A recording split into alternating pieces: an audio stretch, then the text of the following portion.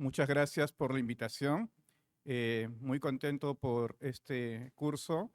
Eh, Todos estamos aprendiendo mucho y espero que podamos también compartir la experiencia que tenemos en el manejo de los pacientes con problemas cardiológicos y renales. El síndrome cardiorrenal en general se va a definir ahora como una disfunción concurrente bidireccional, es decir, entre corazón y riñón. Antiguamente, y lo vamos a ver más adelante, estos mecanismos fisiopatológicos se trataban de clasificar, pero vamos a ver que esto no va a ser casi siempre posible. El otro punto importante es que el cardiorrenal en adultos hay bastante información, pero en pediatría poco, ¿no? Cuando uno hace una revisión en internet y busca los artículos de investigación de cardiorrenal en adultos, hay más de 900 artículos. Y de pediatría hay menos de 30. Entonces, necesitamos conocer más acerca del problema cardiorrenal, pero específicamente en la parte pediátrica. El artículo más grande que ha estudiado, ha enrolado 14 estudios, es un metaanálisis de Praja en el 2022, recolectaron 3.600 niños, de los cuales estuvo en unidad de cuidados intensivos, de los cuales 32% presentó síndrome cardiorrenal. Pero, obviamente, como era de ese tipo, el 50% era el tipo 1, el 14% eran 2 y 3, y solo el 7% eran el 4 y 5. Lo que más se ha estudiado son las cardiopatías pediátricas complejas, que van a generar lesión renal aguda, y los pacientes post-trasplantados cardíacos pediátricos que hacen lesión renal aguda, que son 60-70%. La enfermedad renal crónica post cirugía cardíaca en pacientes que no han recibido trasplantes pueden llegar al 17%, y los pacientes que tienen cirugías muy complejas como Fontan hasta 40%. De todas maneras, es importante post-trasplante cardíaco reconocer que 1 al 4% va a ser enfermedad renal crónica terminal a los 10 años y 16% a 20 años. Entonces tenemos pacientes que tienen enfermedad renal crónica y tienen más riesgo de enfermedad cardiovascular. Y también sabemos que los pacientes con enfermedad renal crónica pediátrica van a tener una sobrevida mucho menor, sobre todo si no llega a trasplantarse. Entonces, la clasificación de la ADKI del 2008 lo clasificaba en 5 tipos. El 1 y el 2 eran compromisos cardíacos que llevan a lesión renal. La 1 era aguda, la 2 era de crónica, enfermedad renal crónica. La tercera era, y la cuarta, renal a cardíaca. La primera, injuria renal aguda a insuficiencia cardíaca aguda. Y la 4 es enfermedad renal crónica a insuficiencia cardíaca crónica. Y la 5 es una entidad en donde vemos enfermedades sistémicas como vasculitis, lupus, que causa un daño en todos los órganos. Más o menos tenemos una idea clara de cómo puede ser el mecanismo del daño, pero todos estos estudios están dados en adultos. Lo estamos extrapolando a la parte pediátrica, pero en realidad hay algunas cosas que no conocemos de ella.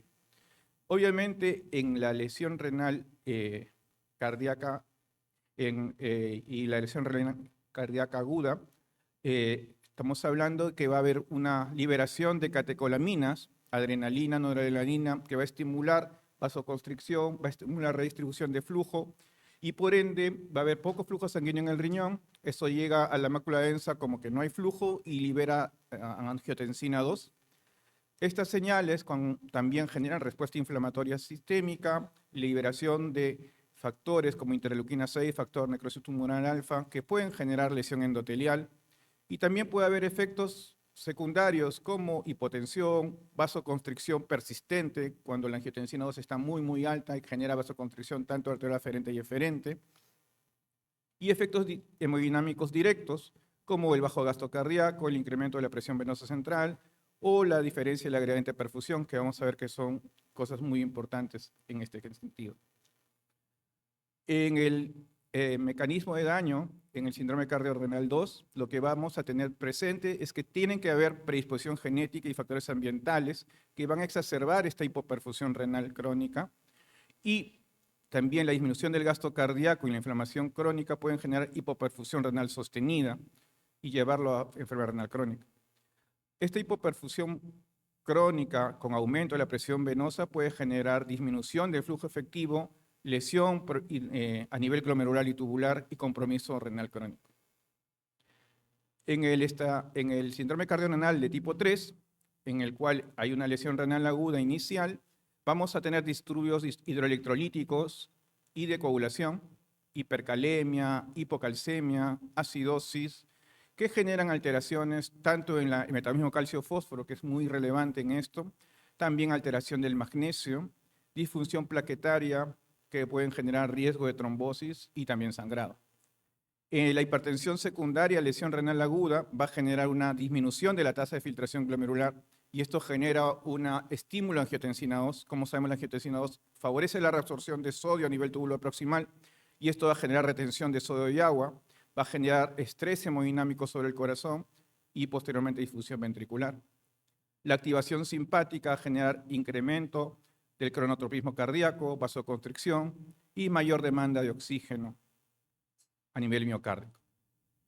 Ya comentamos también que el sistema renina-angiotensina-aldosterona va a generar vasoconstricción renal y sistémica. Recuerden que la angiotensina 2 también genera vasoconstricción por su efecto en los músculos lisos de las arteriolas sistémicas y también puede generar remodelado ventricular y fibrosis.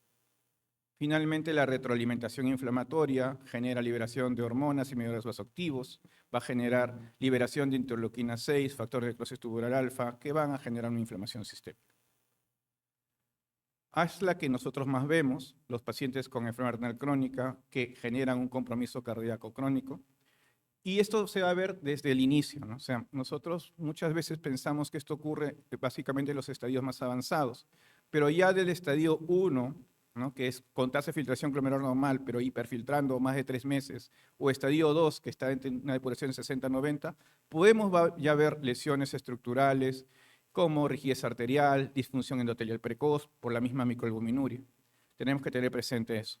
Ya en los estadios 3 y 4 va a haber un mayor incremento del daño a nivel glomerular intersticial y ya eso genera ya reducción de la contractibilidad, hipertrofia del ventrículo izquierdo y disfunción diastólica.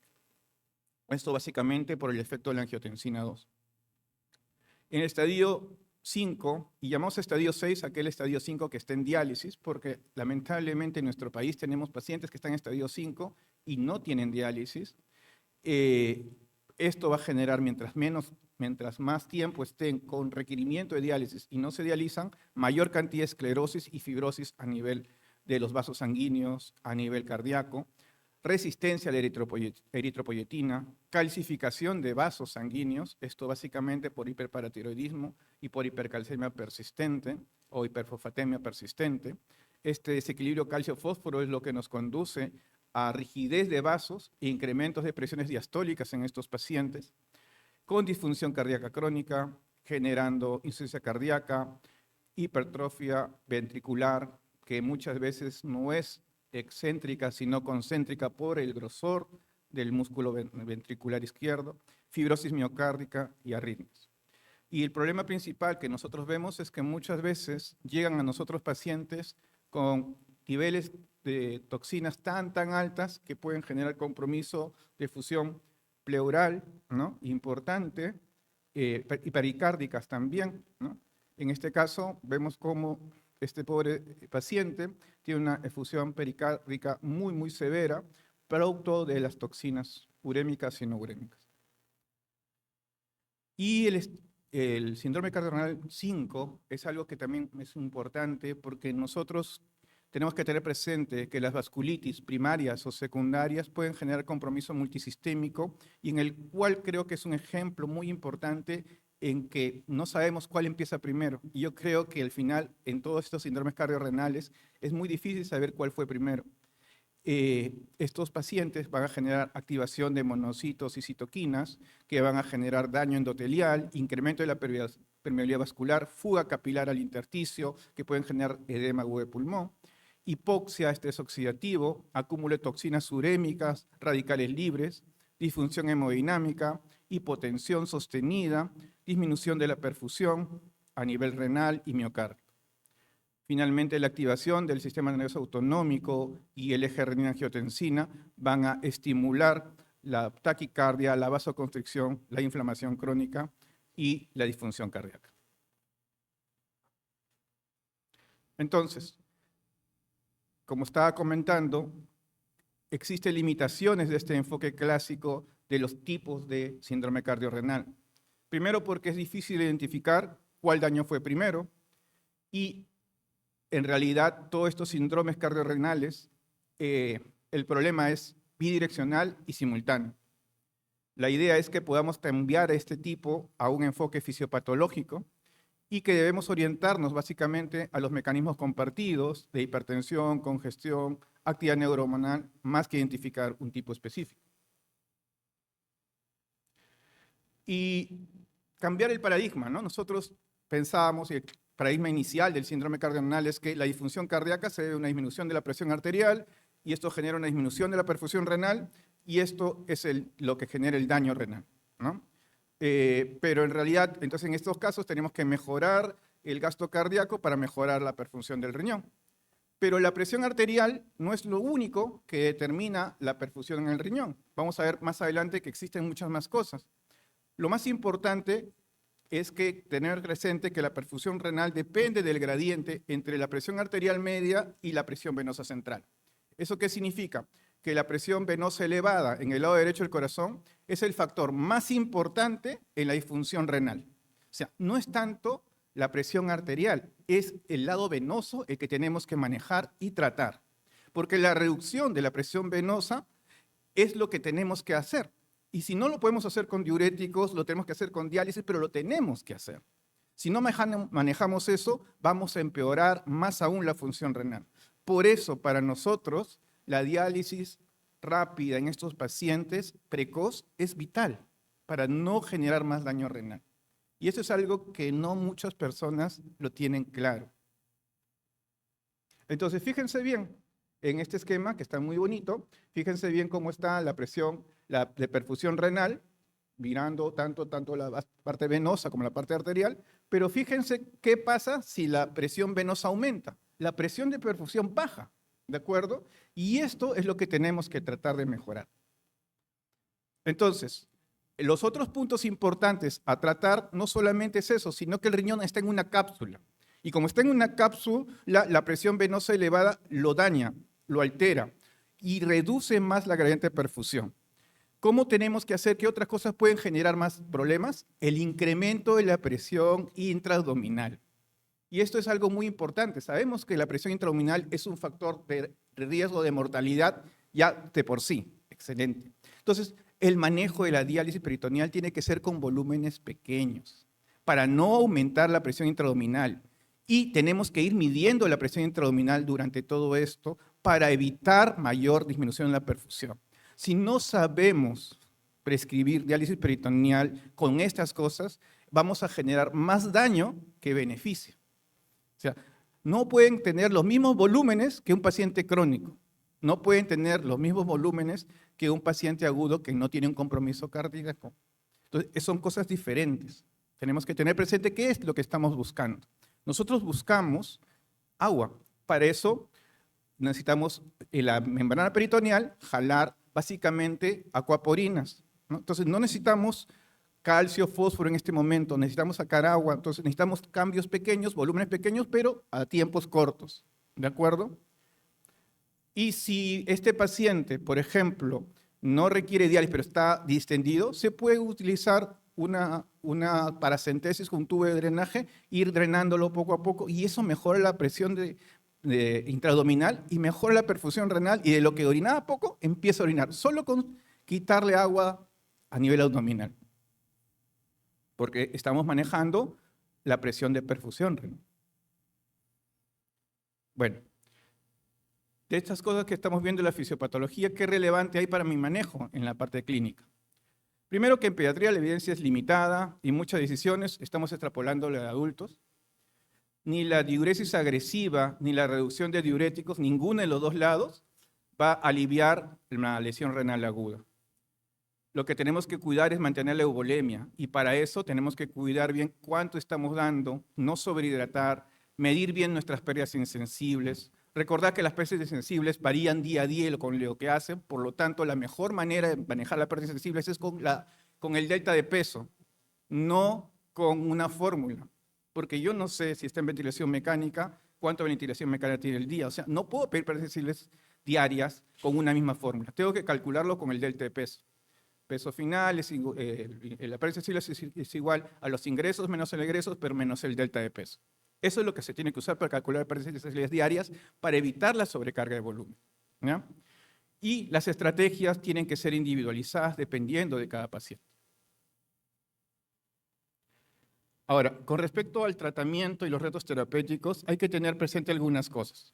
La mayoría de las personas usan diuréticos de ASA para el manejo, pero hay que tener en cuenta algo muy importante, sobre todo con la farmacología de los diuréticos de ASA. Primero, que el tiempo de vida media es corto.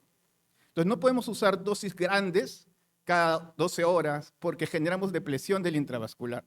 Segundo, tenemos que tener cuidado porque está asociado a albúmina, y cuando tengo una hipoalbuminemia severa, no va a poder ser llevado con su transportador y no va a hacer efecto. Tercero, que lo ideal es regularlo a dosis pequeñas, pero varias veces al día, cada 4 o 6 horas para mantener un flujo completo.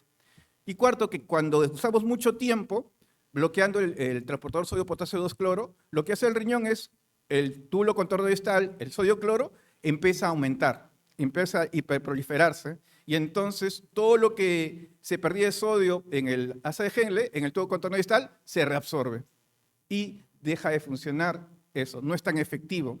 Entonces, ¿qué tenemos que hacer en esos casos? Tenemos que usar furosemida más hidroclorotiazida. Pero ¿cuál es el problema de usar esos dos? Que la hipomagnesemia es severa. Y cuando usas ese doble diurético, tienes que tener cuidado con el magnesio, porque te hacen hiposmagnesias severas. El otro punto, y que es interesante, en pediátricos no hay muchos estudios al respecto, es utilizar la diuresis osmótica a nivel túbulo proximal. Podemos utilizar cetozolamida, que inhibe la anhidrasa carbónica tipo 2 y generar más diuresis ahí. Y podemos utilizar estos inhibidores del SGLT2. Entonces podemos hacer sinergia y generar una diuresis mucho mayor que inclusive utilizando diuréticos de ASA. Pero aún todavía no hay estudios en pediatría. Ojalá que alguien lo quiera hacer. El uso de tolbactán, tenemos que tener cuidado porque solo es agua y no tiene sodio, y recuerden que lo que necesitamos para manejar la hipertensión es también eliminar soluto, eliminar sodio, ¿ya? Puede ser útil en falla cardíaca aguda, descompensada, pero es menos eficaz si tengo una lesión renal crónica. ¿Y cómo evalúo la función renal en estos pacientes? Tener presente que la creatinina no es un buen marcador porque como la masa muscular de nuestros pacientes es muy pobre, vamos a sobreestimar la función renal. Lo ideal es que hacer una tasa de filtración glomerular, y casi siempre la fórmula de Schwartz no nos ayuda mucho. Recuerden que la fórmula de Schwartz, si utilizamos la nueva, tendríamos que tener no método enzimático que tenemos nosotros en la mayoría, que seguimos usando el método IAFE, sino si queremos usar la nueva fórmula de Schwartz, tendremos que tener el método de bioquímico, ¿no? Entonces, como no lo tenemos, seguimos usando la fórmula antigua, ¿ya?, de fórmula de Schwartz. Usar cistatina puede ayudar, pero tendríamos que también usar cistatina más creatinina, hay una fórmula especial para eso. Y bueno, los marcadores de medicina nuclear realmente para nosotros no es accesible y solo para estudios, ¿no? Recuerden que en pacientes agudos hay que valorar que no hagamos ni hipovolemia ni hipervolemia. Nos ayuda mucho el concepto de incremento de la creatinina más de 0,3, porque lamentablemente muchas veces no tenemos el basal de creatinina en nuestros pacientes, pero siempre tener presente que un niño tiene valores mucho más bajos de creatinina que un adulto, ¿ya? Y mientras menos masa muscular tenga, puedo tener un paciente que tiene 0,2 de creatinina y sube a 0,5 y puede decir, pero la creatinina está normal, pero no sabían que tenía 0,2 al inicio, ¿no? ¿Qué estamos esperando? Buscar nuevos marcadores, ¿no? El N-gal en 2 horas sube de la injuria renal aguda. La creatinina, esperamos 48 horas para que recién suba. En realidad, para pacientes con problemas cardiovasculares necesitamos las cosas para ayer, ¿no? Entonces, hay cada vez un poco más de estudios con respecto a Enegal. En pediatría posquirúrgica cardíaca es bastante útil para el accidente temprano y lesión renal aguda, pero todavía, costo-beneficio, todavía no hay estudios suficientes como para poder pedirlas, ¿no? Pero creo que a largo plazo va a ser el futuro, ¿no? Y finalmente, como conclusiones, debemos tener presente que el síndrome cardiorrenal debe entenderse como una patología compartida, no es una complicación, es decir, no es que un compromiso cardíaco genere una complicación renal, ni un compromiso renal genere una complicación cardíaca, sino que es una interacción entre ambos, es como una comunicación entre ambos. Y por eso es que el enfoque multidisciplinario debe hacerse desde el comienzo. Todo paciente con lesión cardíaca o todo paciente con lesión renal debería tener evaluación, tanto por el cardiólogo o por el nefrólogo, desde arranque. No cuando pensemos que hay daño. Y obviamente se necesitan estudios fisiopatológicos pediátricos. Invito a ver, sobre todo esto del SGLT2 y la acetazolamida, en pediatría es un muy buen punto de estudio para empezar. Bueno, muchas gracias por su atención.